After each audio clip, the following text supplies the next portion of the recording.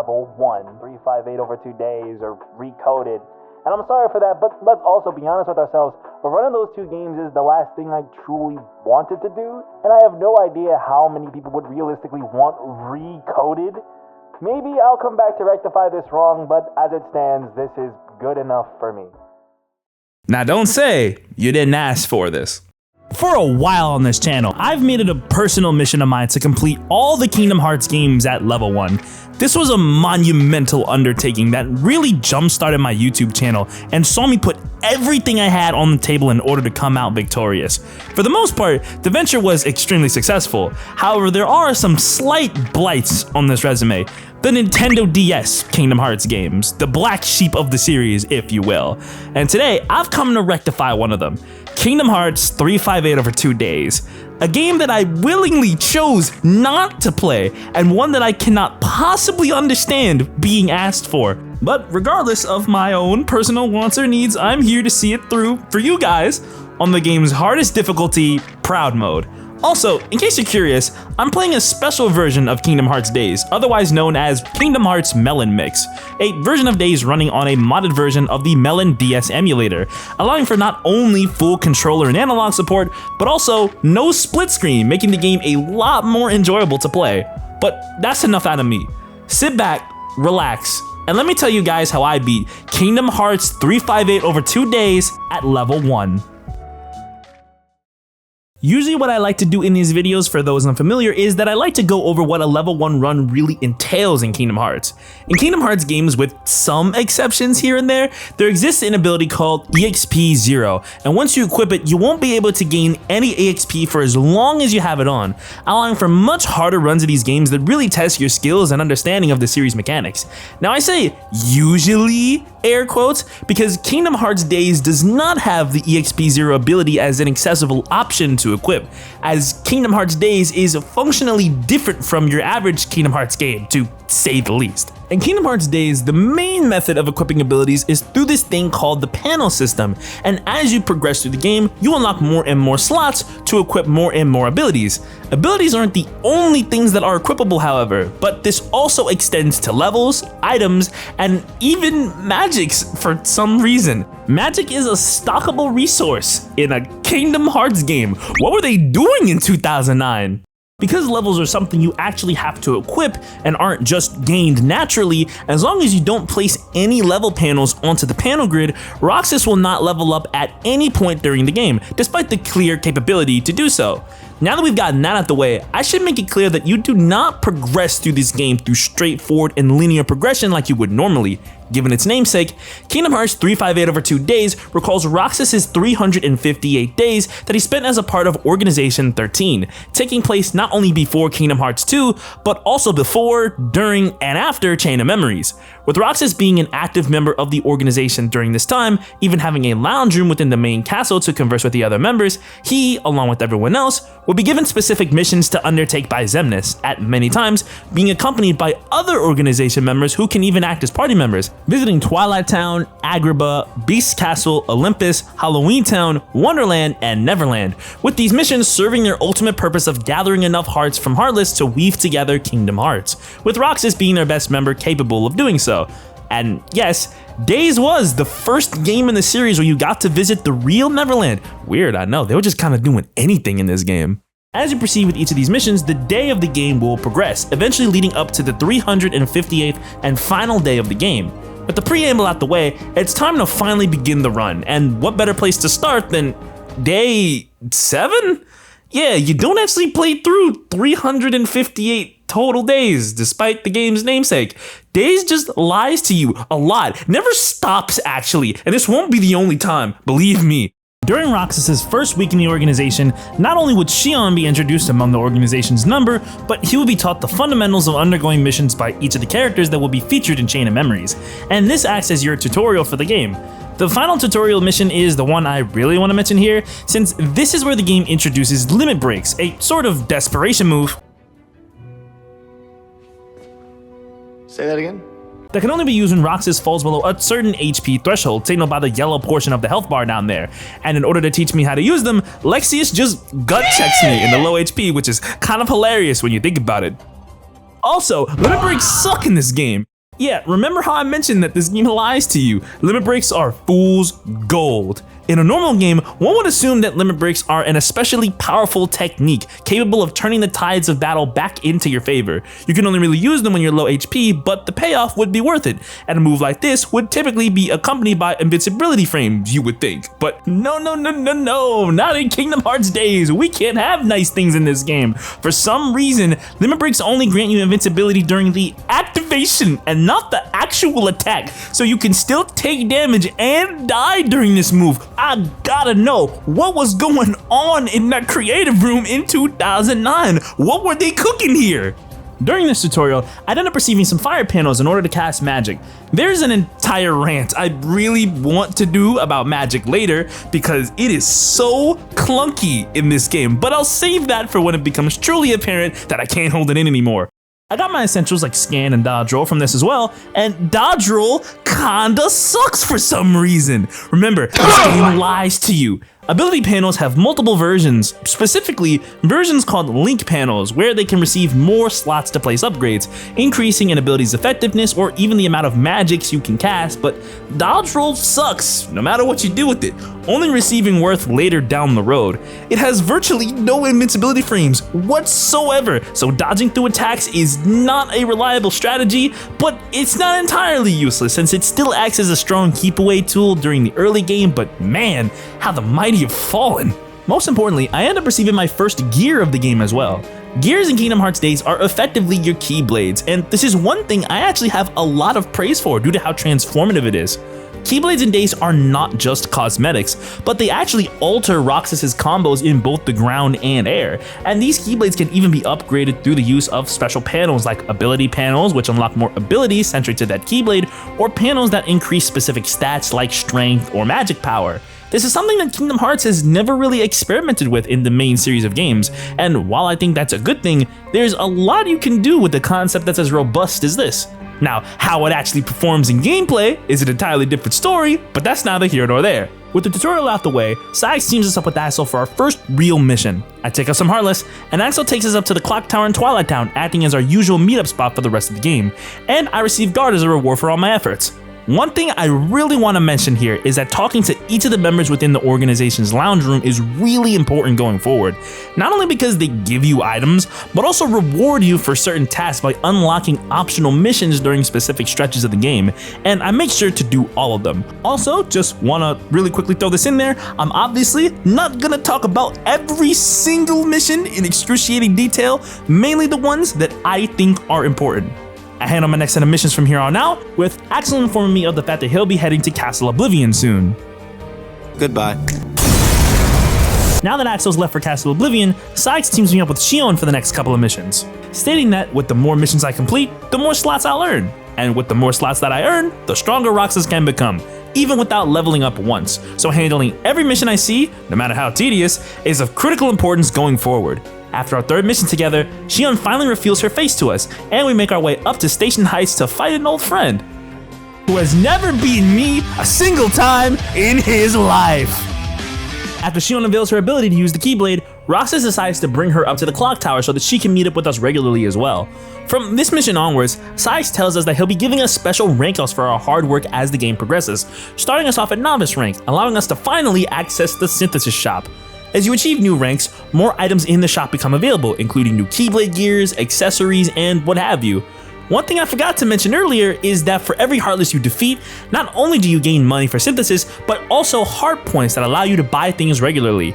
And yes, magic is both a purchasable and synthesizable resource. Again, what was going on in that creative room in 2009? What happened here? After a quick reconnaissance mission with Ziggbar, Roxas falls into a coma as a result of Sora's memories being altered during Chain of Memories, leading to the game calendar progressing to day 50. With Roxas back in action following the events of Chain of Memories, it's time to get back to the daily grind. During my next set of missions, I decided to equip the Lift gear, giving Roxas the Abyssal Tide Keyblade, characterized by its lengthy air combos, which felt really good to use during the early game. Following this next set of missions, the game calendar speeds up again to day 71. Now, something unique to Days is not only the ability to replay different missions of the game whenever you want, but that these missions can unlock special challenges based off of them as well. That being said, I did virtually none of these challenges as there was no real incentive to do so, and only really used them to test out which Keyblades I felt more comfortable using throughout the game, but it's cool that they're there. I easily complete Day 71's mission and reunite with Axel, who gets punished for not immediately returning to the castle by being partnered up with me for the next day's investigation of Agrabah. This is another weird element of this game. Of all games, Kingdom Hearts Days is the one that finds itself with stealth sections. Close enough. Welcome back, Lost Judgment. This leads us to finding the Cave of Wonders, where we encounter a large armor heartless during our exploration. The reason I mention this guy specifically is that the large armor heartless, like many other heartless in this game, is constantly reused as a boss later. What makes this guy special is the gimmick of having to attack its head specifically. This isn't so much a problem now, but will unfortunately be a problem much later. But for now, we hit the clock tower in RTC. Notably, Xion's been gone for about 10 days, give or take, and after taking out this reskinned soldier in Beast Castle, me and Axel get teamed up in order to find her. We hit Twilight Town, ask Pence about the 7 Wonders, and end up at the old mansion and find the Heartless Xion was tasked with destroying, the Veil Lizard, and we end up finding her during the fight. This guy's pretty easy. Mainly just watch out for its tail swings in between combos and make sure to quickly find him whenever it disappears and you should be fine. Just don't be like me and look stupid for being cockier than you should be.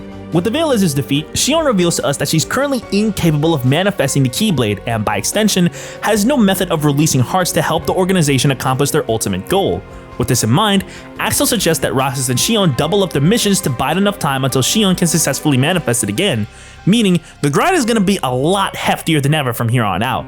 For this mission, I not only acquired my first air slide, but I can also begin stockpiling cures for the rest of the game. Air Slide is so vital to the gameplay of Days, single-handedly making up for any of Dodger's deficiencies by not only being much quicker, but later on during the game, you could acquire a version of Air Slide that allows for multiple link slots, meaning you can have up to 4 Air Slides in total. It's an incredible movement option and one you should not take for granted whatsoever. My missions with Xion go pretty smoothly as the game clock advances into the 90s, and we even get one of my favorite lines in the entire game. I can improvise. Roxas, that's a stick. Nice. By letting Xion my own Keyblade, this helps her learn how to manifest her own again, meaning that we can continue on our own separate missions from here on out. On the 100th day of the game, I encountered what I would consider to be the first real boss of Kingdom Hearts Days, the Ant Lion. And this boss sucks, actually. Not only are we fighting this boss in a ginormous sandbox that makes it really difficult to cover a long distance in a short amount of time, but also, this is where you really start to notice that enemy hitboxes in Kingdom Hearts Days are absolutely disgusting and do not get more lenient in any way, shape, or form later on, but I digress. At the start of the fight, we need to not only find where the Ant Lion is, but also close the gap so that we can start hitting it.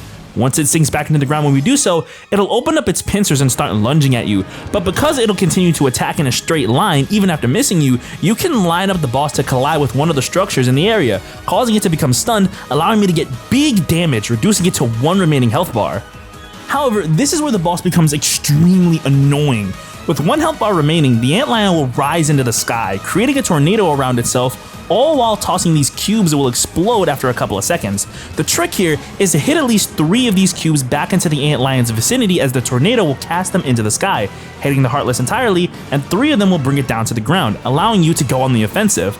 Despite the premise being really simple, the actual process of doing so is extremely tedious, just like the fight in general. When it reaches its final health bar, the Ant Lion will pull out a laser beam, and this is what I mean when I say that enemy hitboxes in this game are atrocious. I dodged the laser beam. You can see that I dodged the laser beam, but the explosion still caught me, despite not being near it.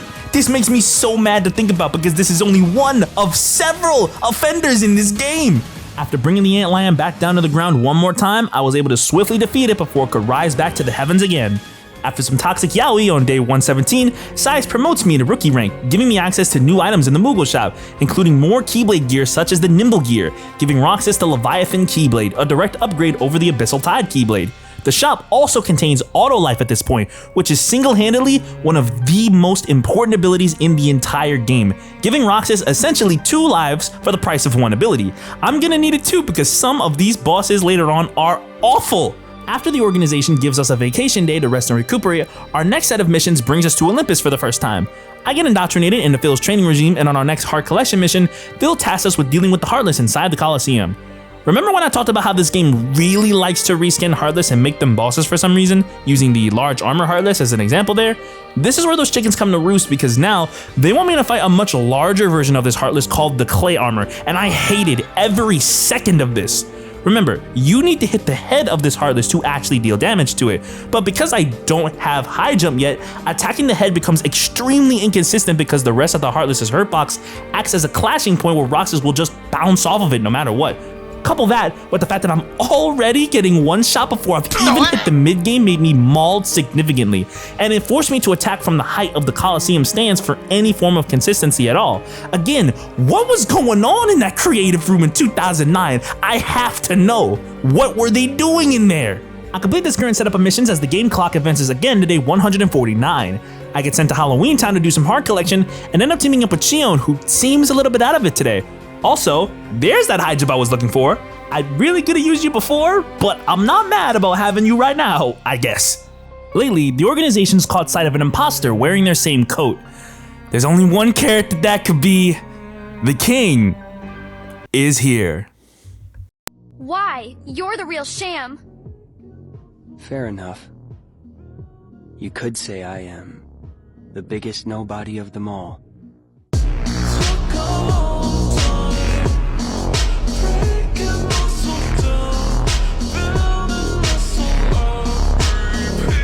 Big Riku, man, fuck! This is a type of aura the streets ain't never seen before!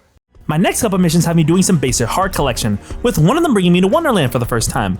I want to give attention to this mission specifically, not because of any major boss fights, but because I found this weird glitch that I don't think I've ever seen before.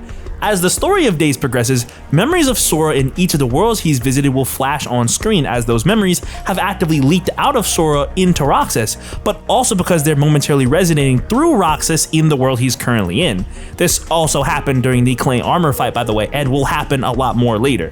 The reason I mention this at all is because I glitched the game somehow. Usually after a couple of seconds, the game should just revert back to normal, to Roxas's perspective, but for some reason it just didn't. Even weirder is that when you pause the game, you can actually just see Roxas's perspective anyway. This led to me having to pause spam to find my way to the door in order to reset the perspective back to Roxas. I don't know why this is possible, but man, this game got a budget of $2 and a ham sandwich.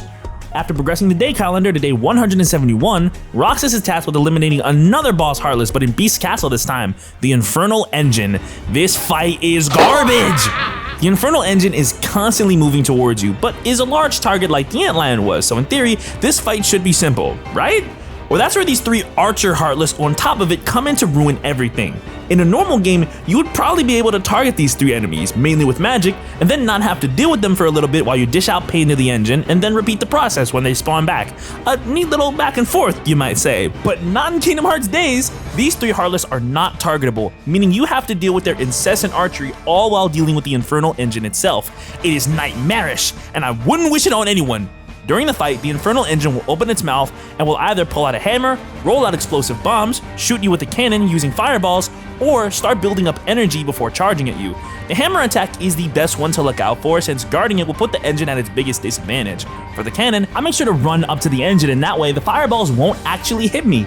This is one of those moments where enemy hitboxes actually favor the player instead of the boss. Weird, I don't know. That being said, the fireballs will still linger anyway, so even then we still can't have nice things. If the engine starts rolling out explosive bombs, I just run from side to side, and for the charge, I get some quick hits on it before making my way all the way to the entrance of the arena to create sizable distance. I mentioned earlier how this boss isn't a stationary target, but is one that is constantly moving towards you.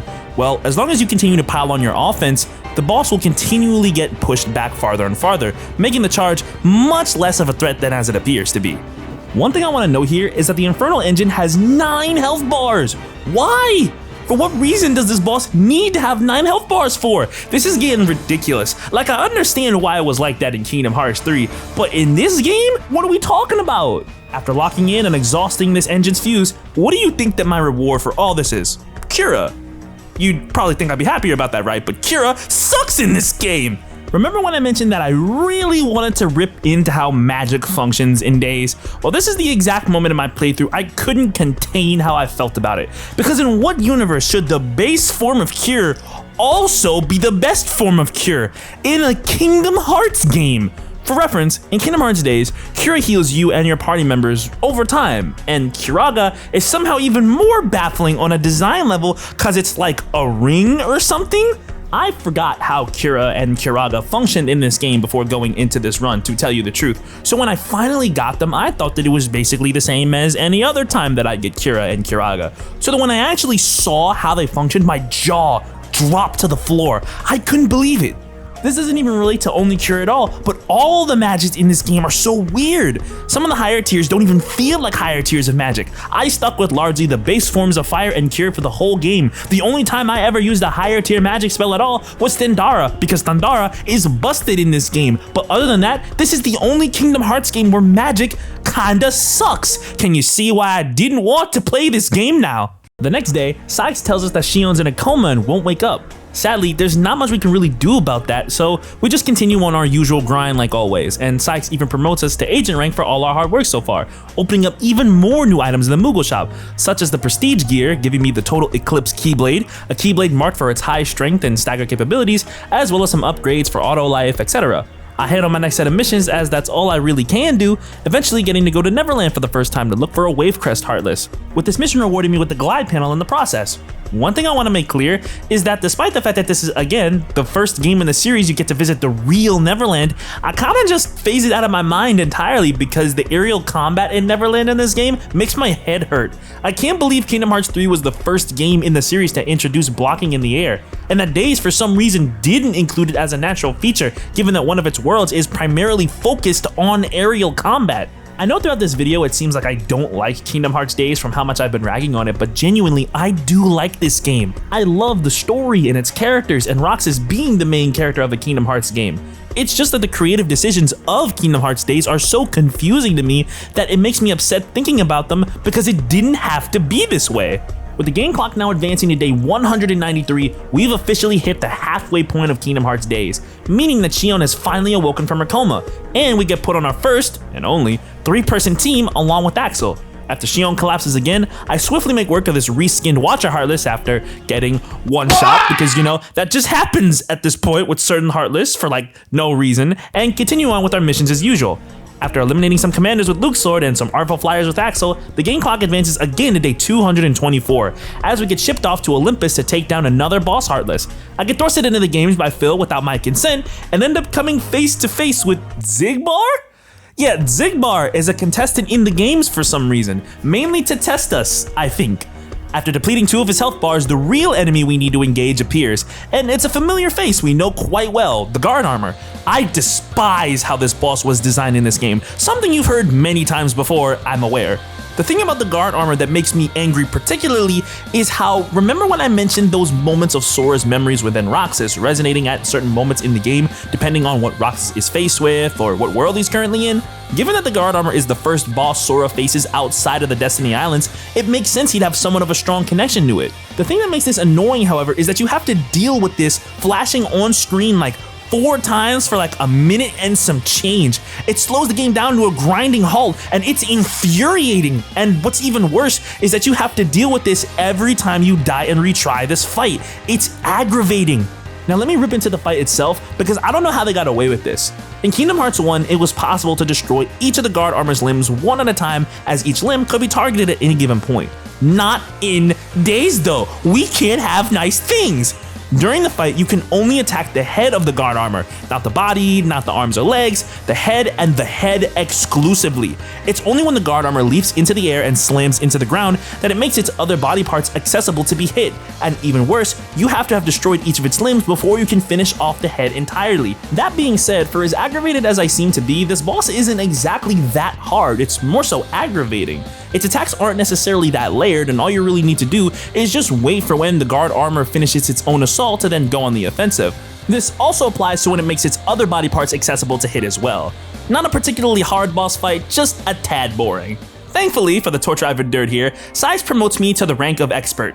And there's one thing I really want to talk about during my next set of missions. This thing right here, the Emerald Serenade. This is the single most worthless Heartless I have ever seen in my life. All this thing does is run away, considerably well I might add, and given the fundamental inconsistencies with this game's combat, versing this thing makes my head throb, and there are multiple missions later on that feature this thing as the primary target. I wish I was a fly on the wall of the day's development team meetings because genuinely, what happened here? Another thing I want to mention is that during my mission in Halloween Town, I ended up getting attacked by this mysterious enemy called the Tentaclaw. It's a pretty simple enemy to defeat, all things considered, thanks to enemy hitboxes being weird, but this foreshadows a much greater enemy we'll be facing later on. After this mission, we're only 100 days away from the end of the game as we've reached day 255. Technically, the first day we were shown as the game began.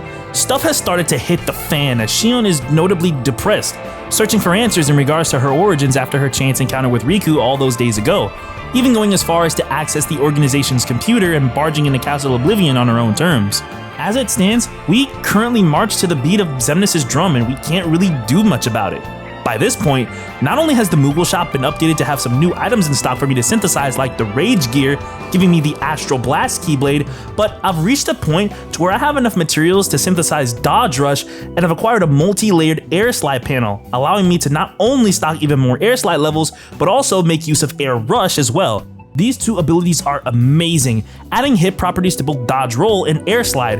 They don't do any actual damage, which is a minus to their overall utility, but are a great get-off-me tool in case you're surrounded by Heartless or what have you. On day 258, I received a mission from Slyax telling me to deal with the current lack of Heartless in Halloween Town, a concept almost foreign in a series like this. I wonder what's going on here. As soon as you make your way into the town square, a multitude of Tentaclaws will spawn in from the ground, signifying that the current lack of Heartless probably has something to do with the origin point of these weird beings. I made my way to the point where Sora defeated Oogie Boogie in Kingdom Hearts 1, and I'm encountered by the boss Heartless of Halloween Town, the Leech Grave. Despite how I made this enemy sound back when we encountered our first Tentaclaw all those days back, this boss isn't that bad, surprisingly. It's a bit tedious for sure, but honestly is one of the only bosses in the game that feels like its gimmick was properly thought out. The main goal of this fight is to attack the main body of the Leech Grave after defeating each of the Tentaclaws it spawns. You cannot attack it directly and ignore the claws themselves, otherwise you'll just get one shot. The Leech Grave will generate poison at you, which is a bit annoying, but really doesn't add up to much. The only part of this fight that I would say is annoying is the fact that the Tentaclaws suffer from a lot of Daze-isms here, in that their hitboxes make no real sense. Much like many enemies before, sometimes it'll hit you, sometimes it won't, and some of the times where it will may just spell your demise as the Tentaclaws can't absorb you as you can take serious amounts of damage from the main body. That, and the fact that the Tentaclaws will run away a lot. But despite those two things, actually taking them out doesn't prove too difficult. Once you've defeated all the Tentaclaws on screen, that's your cue to go on the offensive. Usually when the Leech Grave goes down, I can get about 2 health bars worth of damage in on it, and thankfully, the Leech Grave's health bar isn't inflated beyond repair. I wouldn't exactly call this fight fun or anything, but it's not terrible and didn't really cause me to maul that hard. Yeah, the arena is pretty big, but at the same time, this is a very sizable enemy, and it's a stationary target outside of the Tentaclaws themselves.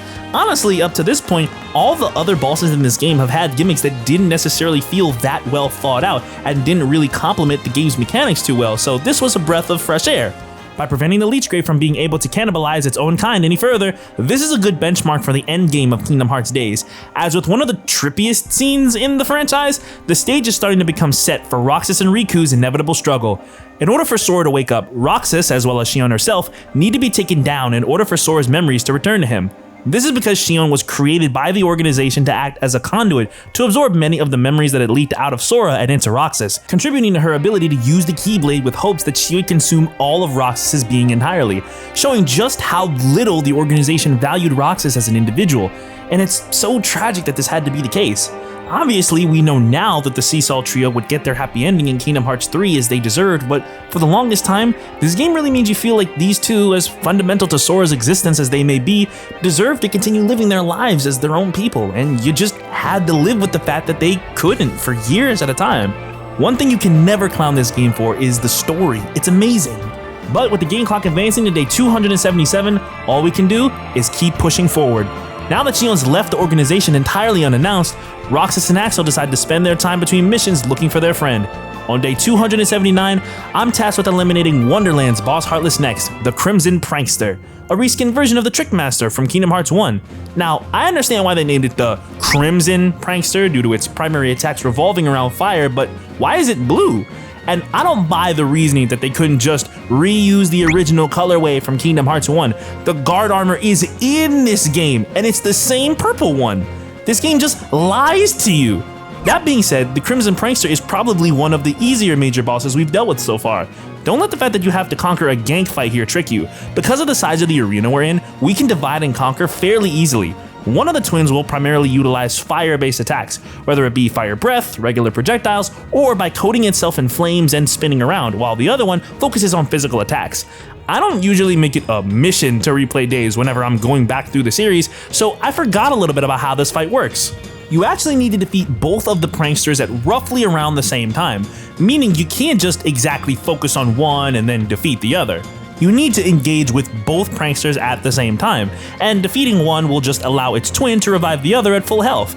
This is another fight where its gimmick feels like it was properly thought out by the creative team of this game. 2 in a row is crazy, I know. It's wild, I can't believe it. The arena is big, meaning you don't have to worry about being blindsided, the health is spread evenly, so overall, it's not a bad boss fight. This game can have really good ones, they're just very few and far between. My main strategy here was to deplete the health of the pranksters at the same time like I mentioned, diverting my attacks whenever I brought one of the pranksters to their last health bar before challenging the other, and once I successfully defeated one of them, I would swiftly move to the other in order to defeat them in time before they could revive their twin. In doing so, I successfully managed to pull the wool over these pranksters' eyes. With the game clock's progression to day 296, Sykes decides to promote me to Master Rank. This isn't the final rank up of days, as you can actually achieve the rank of Legend, but for this run, this is where I'm going to max out. And Master Rank makes it so that soon enough, I'll be able to synthesize 2 of the best Keyblade gears in the game, but that'll be for later. I pick up any available upgrades, and as it turns out, Xion's been hanging around with Riku for a time, so Roxas and Axel have been tasked with bringing her back, which we eventually do through a show of force.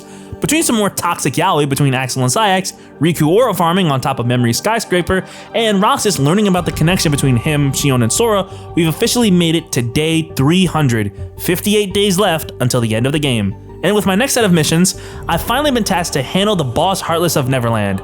A boss I've been dreading having to dig up from the recesses of my mind. The ruler of the sky. Okay man, you know, I can't even keep up the voice at this point because of this. This is one of the single worst bosses in video game history, point blank period, somehow rivaling even the mysterious figure from Kingdom Hearts Birth by Sleep. The ruler of the sky is pure and utter tedium embodied. This is a fight centered around Neverland's terrible air combat. This is somehow the Emerald Serenade but worse. How is that possible? There's virtually nothing of intrigue here. All you do in this fight is constantly glide up to the beast, attack it, catch up to do it again, and you do the same thing over and over and over and over again until a piece of its body is destroyed and you're treated to the single worst offender of Days' atrocious enemy hitboxes. What is it with bosses and stupid tackles? They can't keep getting away with this. Somehow, the second phase is even more boring. I don't even know how that's possible. You have to spend a good minute flying around while it summons these ice pillars, waiting for it to dive into the water so it can do something else. Did I mention that this boss likes shooting you? It does that a lot. But depending on where you're positioned, the bullets won't even hit you. I give this game a little grace with the past 2 boss fights because they were genuinely ones that didn't make me upset and actually felt like there was purpose behind their designs. And what am I rewarded with? One of the most diabolical examples of boss design I've ever seen. What happened in 2009? Honestly, man. The ruler of the sky deserves way less than the attention I'm giving him right now. This is me being nice. Rest in piss. With my joy restored, the game clock advances to day 321, and from here onwards, we have the last set of missions for the remaining worlds. And at this point, I finally gathered enough materials to be able to synthesize both the Ultimate and Pandora gear, the 2 best Keyblades I can get at this point. Both of these gears are amazing, with the Twilight Blaze Keyblade adding on an incredible 30 strength point blank period onto Roxas, while the Omega gear deals more damage when you're at full HP, decreases the damage you would normally take at full HP by 1/3, but also allows you to stagger normally unstaggerable enemies at full HP as well. The Omega Weapon loses a lot of its functionality below full HP, but the advantages it does give you are too insane to pass up. The Twilight Blaze is amazing, but I ended up settling on the Omega Weapon after some consideration due to me personally preferring the Omega Weapon's combo structure as opposed to the Twilight Blaze. I don't know if it's a sell personally, but it's what I liked more. For our missions, it's same as usual. Some heart collection, watching Xion one-shot a boss, fighting 3 windstorms at the same time, because of course they would design a mission like this. Once again, the usual. I'm so tired of these missions, dog. Please get me out of here. Thankfully, these guys get shredded by Thundara, and you can actually guide them into the small enclosure one at a time to divide and conquer, which made my life so much easier. The one time magic has felt good to me in the entire game besides Cure, and it's at the end of it. Because of course it would. With these last missions done, we proceed to day 352. The final day is almost among us. For the next 3 days, the organization assigns us some very important missions, such as going to Halloween Town to track down a very powerful Heartless, which reveals itself as a reskinned Invisible, because of course it would be. Thankfully, you only need to deal about 2 health bars worth of damage before it's revealed that the Heartless wasn't really there, and that it was a setup by the organization to have Xion and Roxas fight before Axel breaks it up. The following day's mission has us fight some very powerful Heartless, and it's in this mission that you can actually encounter the super boss of days, the Dust Flyer, and I'm pretty sure you already know how this went. Hey, listen, I'ma head out. You be easy, gang. I ain't doing that, no siree. I got self-respect. Following this mission, we're tasked by Sykes to plant a device in Agrabah that Xemnas had placed in various worlds prior to this one, and so I do just that, defend it from some Heartless including a land armor, and from here, Roxas really begins to contemplate his own existence. Over the course of the game, the organization has been keeping secrets from him, about Xion, about who she is and where she comes from, about himself. He's constantly questioned whether blindly following orders should be how he spends his days, if serving a master like Xemnas should be how he affirms his own sense of self. How can he justify working for them when he doesn't know who he is, or how he relates to Sora, or who Sora even is, or why the Keyblade chose him specifically? With this in mind, we enter into day 355 with one thought in mind, grilling Axel for answers. And in doing so, we get one of the best voice performances in the entire series.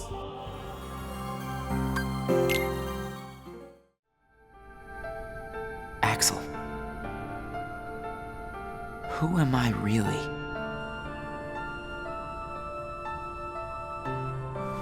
I'm special like Xion, I know that. But the organization wanted me out of the picture. Am I right? Yeah, they did.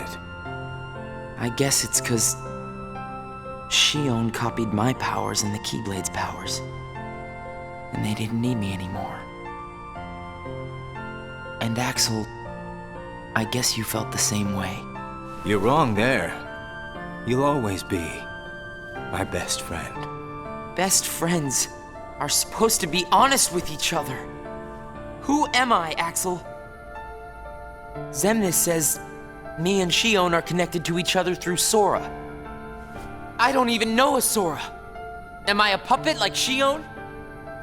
You're different from Xion. Then why do... Finding out the truth doesn't always work out for the best. What makes you so sure about that? I have the right to know the truth. How did I even get here? Why am I so special? Where did I learn how to use the Keyblade? I hardly know who I am. What is so wrong with wanting some answers? Roxas. I need to know, Axel. Please. Who am I? You've just gotta trust me, Roxas. I don't. I can't. Roxas! Somebody knows where I came from. If I can't get answers here, I'll get them somewhere else. That'll be the person I trust.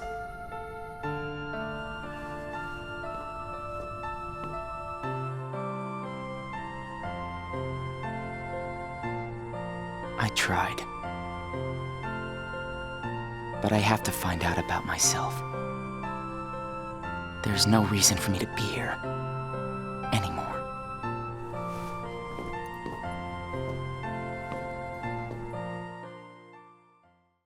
The world that never was does not contain the answers we seek, nor a place to belong. With no claims left to this place, it's time to escape and discover who we really are.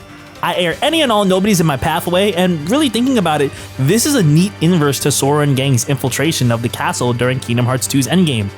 Where Roxas has no remaining attachment in this place, all of Sora's goals and motivations lead him towards it. This reminds me a lot of Crisis Core in that regard as well, and it's something that I really enjoy. Once we reach the castle's exit, a familiar face stands ahead, acting as the gatekeeper. Throughout the entire game, not only has Sykes been giving us missions to follow, but he's been the one subjecting us and Xion as well to all these different snide remarks and crude statements, seeing our friendship as little more than a fallacy. It's time to give him what he deserves. This fight isn't dissimilar to his fight in Kingdom Hearts 2, though I'd be lying if I said it's the exact same due to this fight having a lot of Daysisms attached to it.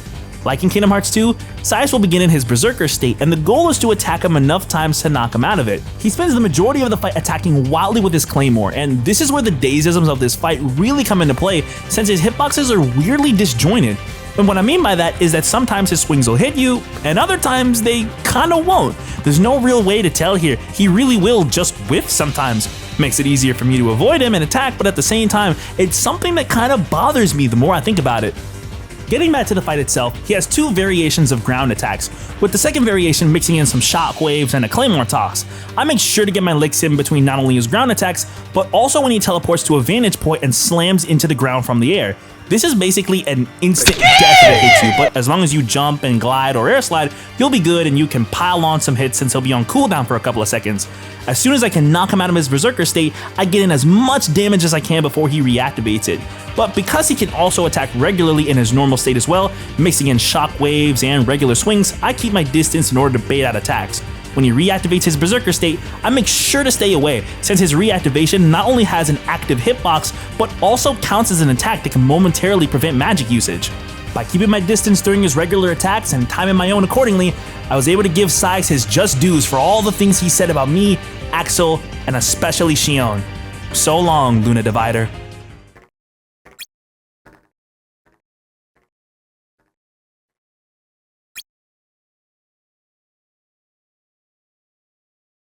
Day 357 is the point of no return. Once you reach Station Heights and enter inside to ascend the clock tower, we'll be locked into the last two boss fights of Kingdom Hearts days.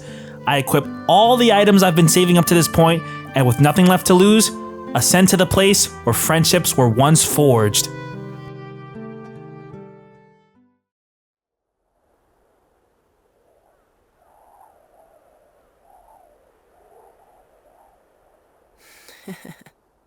Where did I think I could go? What a joke.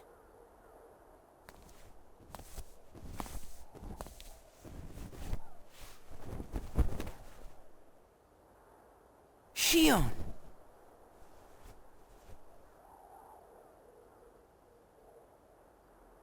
Thank you.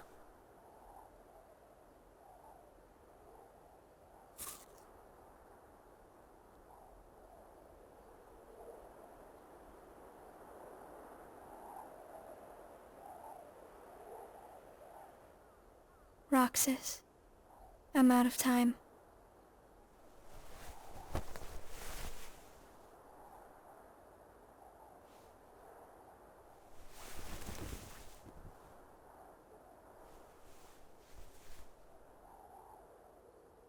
Even if I'm not ready, I have to make this choice. You have poured so many memories into me, given me so much, that I feel like I'm about to overflow. Look at me, Roxas. Who do you see? If you see somebody else's face, a boy's face, then that means I'm almost ready. This puppet will have to play her part. Roxas, this is him. It's Sora.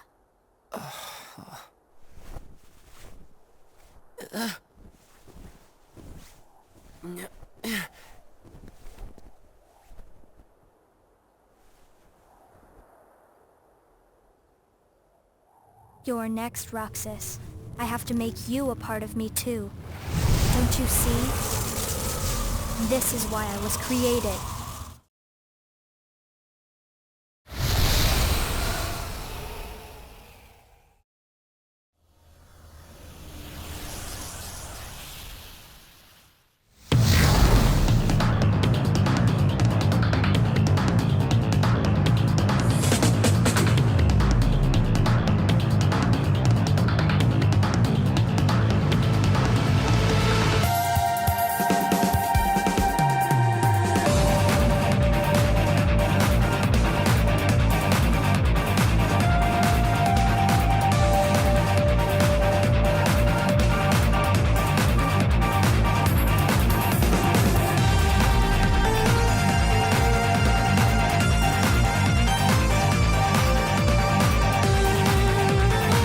time to end this.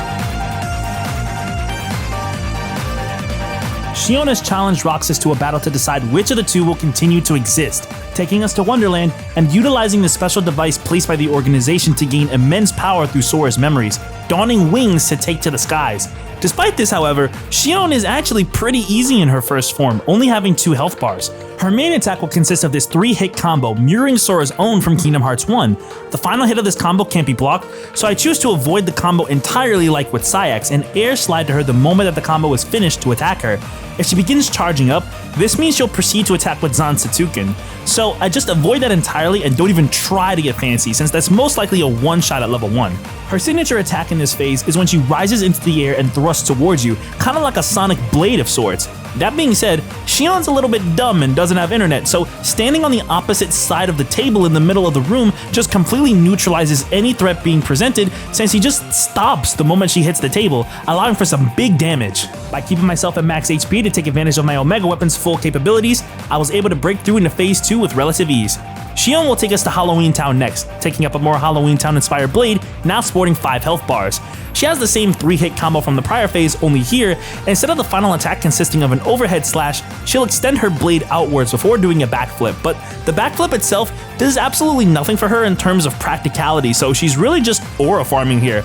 That being said, she undergoes heavy aura debt in doing so, since this is where she's most open for getting hits in.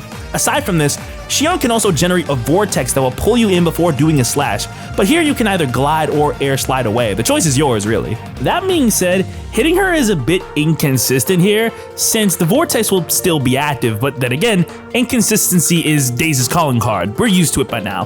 The worst attack in this phase, and by far this entire fight as a whole, is this move right here, Ragnarok. If you couldn't tell by now, Xion's gimmick in this fight is pulling out each of Sora's limits from Kingdom Hearts 1. Ragnarok is her worst move in her kit because not only are all the beams of light unblockable, meaning that if I get hit by even one of the lights, I'll be instantly stun locked by the rest, meaning I'm most likely losing my auto life, but also because Xion will spam Ragnarok a lot, like every 5 seconds. It is so miserable. I hate my life. Gliding away is the simplest way to dodge the lights, but you have to make sure you glide into Xion's vicinity to get her to do one of her more close range attacks, or she'll keep doing Ragnarok over and over again. That being said, the charge up of Ragnarok actually does let me get some damage in. The annoyance here comes from the threat of potentially losing one of my lives, but even more so from the tedium of having to glide around to avoid the lights, only for her to possibly do it again. Once you get Xion to about 1.5 health bars left, she'll pull out a move that she actually had in the prior phase as well, but simply never triggered. When Xion starts slowly rising into the air, you need to hit her out the sky as soon as possible, as she'll encase herself in a barrier and heal herself for 2 total health bars, resetting the tempo of the fight back into her favor. Also, if you get caught lacking by the barrier, that's an instant one-shot no matter what, just to add insult to injury.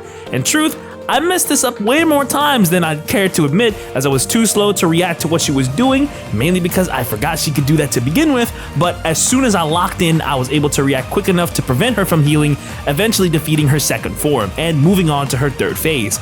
After taking us to Agrabah and absorbing the final device that we placed ourselves, she assumes a form similar to Kurt Ziza from Kingdom Hearts 1.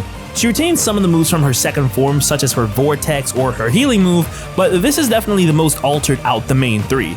She can either leap into the air and dive into the ground, or do a much slower 3-hit combo, though not resembling Sora at all, with the final overhead slash having some delay to it, but much like before, simply dodging and attacking afterwards is your best friend here. Her most dangerous move in this phase by far is Ars Arcanum, which, much like many things, is an instant one-shot the moment you get caught up in it. You can try to block it, as I don't believe any of it is unblockable, but I didn't bother to try to find out in complete and total honesty. Ars Arcanum isn't as annoying as Ragnarok, however, since it's much more easily avoidable by just moving to the other side of the arena, and because the arena is much smaller than the one in Halloween Town, Xion is much more susceptible to easier punishes. Despite some difficulty, I stayed the course and managed to finish off Xion's third phase. With our third form defeated, we find ourselves back in Twilight Town as Xion reveals her fourth and final form, sporting the most health between all her forms up to this point with 9 health bars. Here, Xion is a giant stationary target, but don't let this trick you. She has some of her most dangerous and powerful moves in this form, as you would expect. Here, Xion will do a continuous slash with her 2 giant blades, but because she winds up the first slash for a long time, this telegraphs when she'll begin her assault. Thankfully, this is blockable, and Xion takes a lot of time between attacks before initiating another one, giving plenty of time to attack her center. If she brings her 2 blades together in a sort of cross animation, she'll either fire beams of light from the tip of her body or cast gravity, the first of which is guardable but also does a lot of damage, so make sure you stay attentive so that you can block in time. Gravity, unfortunately, is unblockable and is honestly way too fast to react to, and because of that, gravity brought me to critical health much more often than I thought it would, but thankfully, I have enough cures and items in stock to keep me safe. I balance out offense and defense and eventually reach a point in her health where she starts to unleash her own limit break. With about 4 health bars left, Xion will bring her 2 blades together in unison, summoning pillars of light from the heavens as they rain across the arena. Glide comes up bigger than it ever has before, as perfectly circling around Xion when she does this will allow you to dodge the light pillar successfully. Of course, she would get a really cool limit break and I get absolutely nothing to really work with here. Of course, her limit break is better than mine. I'm only the main character after all. With 2 health bars left, if Xion casts Gravity, this means she'll follow it up with her most devastating attack, her final limit. A giant yellow circle will appear as Xion tells Roxas to get ready before slamming her 2 blades downwards, creating a giant beam of light in the center. This is actually meant to be Xion's version of Sora's Trinity limit, in case you weren't aware. To dodge this, all you really need to do is glide towards Xion and her final limit should not hit you. Xion had tried her hardest, fought her hardest, gathered as much strength as she could possibly muster within herself, but was not able to measure up to Sora's one true other. With Xion's defeat, we can now understand her true intentions. She only pretended to want to absorb Roxas into herself so that he would defeat her, allowing Sora's memories of Kairi that had become a part of her to return to him. With one final request to Roxas to liberate the hearts she helped the organization gather, Xion fades away. And honestly speaking, I've never understood why this scene is so memed on. Yeah, Roxas says the iconic line about ice cream, but if you've really paid attention for the entire game, it makes sense that Roxas would say this. Think about Roxas's experiences in the organization. Think about how he associates friendship with getting ice cream, and you'll understand why he says this. In fact, this is the only real way he can express those emotions. After all, he was only born less than a year ago. Roxas is a very special character and should be taken with way more than a grain of salt. With no home to return to and no friends to lean on, Roxas must now bear the weight of tragedy and tread the unknown path alone. Why did the Keyblade choose me? I have to know.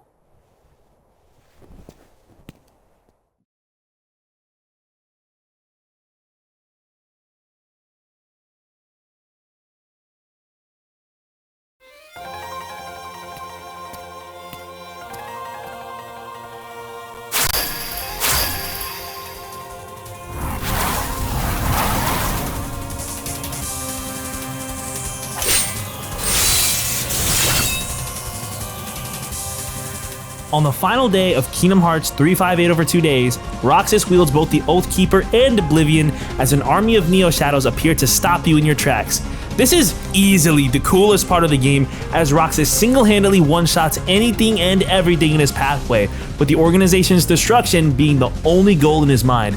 Sadly, the coolest part of the game, the section the entire story was building towards, lasts for like a grand total of a minute and some change. Remember when I told you how this game just lies to you? Once we reach Memory Skyscraper, we immediately lose our ability to dual wield as soon as we had attained it, as we're confronted by the final boss of the game, Riku. And I say final boss of the game very lightly, as Riku is more of a victory lap for the player as opposed to a genuinely hard boss fight, and Xion definitely functioned more as a final boss type enemy than Riku does here. He has some attacks like Dark Firaga and Dark Barrier, but other than that, you can quite literally stun lock him with air combos. It doesn't matter how much health they gave him, he can't escape this infinite loop that air combos put him in. For a single moment in this game, you get to become the boss instead of it being the other way around, and it felt great. Holy shit, dickhead. Oh yeah. Oh yeah. Oh yeah. Oh yeah. Oh yeah. Hold that. Woo! Oh, hold that. I like Kingdom Hearts 358 over 2 days. That might sound like a stretch, that might sound like a hot take, that might not even sound believable depending on how you've perceived me as I've gone through this tale of me going through this game at level 1, but genuinely, it's because I like this game, at least to a considerable degree, that it makes me mad to the extent that it does, because it could have been better than what it ended up being. Still, I love this game's story and its characters, and the way that Kingdom Hearts tackles existential crises in the way that it does is so nuanced, and Days has that in spades, especially with Roxas as the main character. Now, would I ever consider running this game at level 1 again? No, I don't think that that's the way that this game is truly meant to be played. I think that it considerably limits how much fun you can have with Days. But in general, at the very least, I can now say that I beat Kingdom Hearts 358 over 2 days at level 1.